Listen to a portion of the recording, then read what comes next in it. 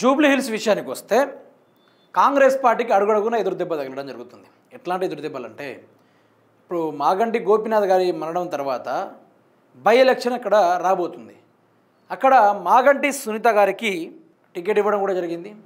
అయితే కాంగ్రెస్ పార్టీ వాళ్ళు సరదాగా ఏం చేశారు, సరదాగా ఒకసారి పోల్ నిర్వహిద్దాం, అందులో ఏ పార్టీకి మెజారిటీ వస్తుందో చూద్దాం ఒకసారి అనుకుంటూ కాంగ్రెస్ పార్టీ వాళ్ళు పోల్ నిర్వహించడం జరిగింది. సరే, అక్కడ ఇద్దరు ఓటింగ్ వేశారా, 5గురు ఓటింగ్ వేశారా, లేకుంటే ఒక 1000 మంది 2000 10,000 లక్షల్లో వేశారనేది చూసుకున్నా కూడా ఇద్దరు వేసినా కూడా బీఆర్ఎస్, ఒక్కరు వేసినా కూడా బీఆర్ఎస్కే మెజారిటీ చూపెడతా ఉంది.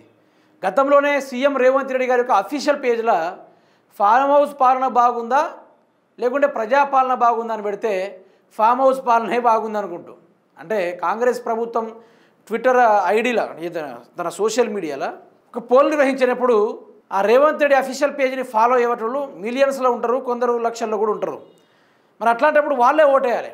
కానీ కాంగ్రెస్ పార్టీ వాళ్ళే అగెనెస్ట్గా ఫామ్ హౌస్ పాలనే బాగుంది అనుకుంటూ అప్పుడు కాంగ్రెస్ ప్రభుత్వానికి వ్యతిరేక వచ్చినట్టుగా ఆ పోల్ చూపెట్టింది. ఒక ఫ్యూ డేస్ కింద రేవంత్ రెడ్డి కూడా అదే తీరుగా మళ్ళీ సీక్రెట్ సర్వే నిర్వహిస్తే సర్వేనే బెడిసి కొట్టిందట. ఎట్లా సార్, మనం గెలవడం కష్టం, ఎందుకంటే బీఆర్ఎస్ పార్టీకి ఎక్కువ హవా ఉంది అక్కడ అనుకుంటూ చెప్పడం జరిగింది. రేవంత్ రెడ్డి కూడా కొంచెం సైలెంట్ అయిపోయాడు. తర్వాత కాంగ్రెస్ పార్టీ సోషల్ మీడియాలో కొందరు కాంగ్రెస్ పార్టీ సోషల్ మీడియాలో ఎవరుతున్నారో వాళ్ళు కూడా ట్విట్టర్లో పోల్ పెట్టారు. పెట్టగానే సరే ఒక 1000 మంది దాకా ఓటింగ్ చేశారు.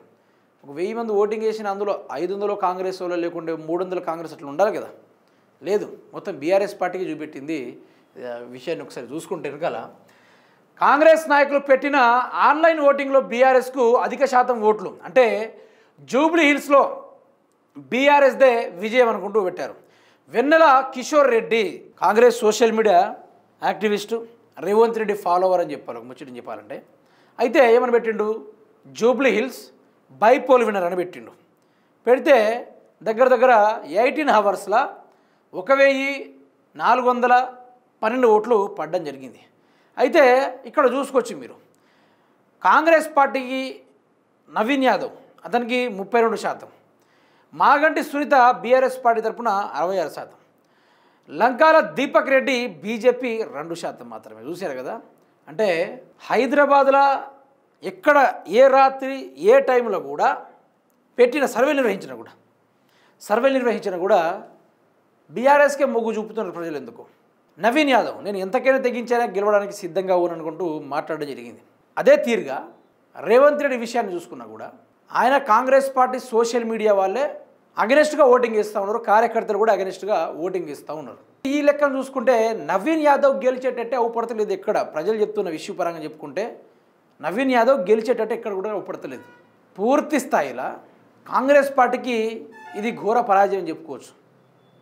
సరే చూద్దాం, సర్వేలలో రావడం లెక్క కాదు, కానీ చూద్దాం ఈ ఎన్నికల్లో ఏం జరగబోతుంది. నాకు తెలిసి నవీన్ యాదవ్కు చాలా వరకు అక్కడ బ్యాడ్ నేమ్ ఉంది. మరి ప్రజల నిర్ణయం, ప్రజలు ఏం చేస్తారో అది కూడా చూడాలి, చూద్దాం.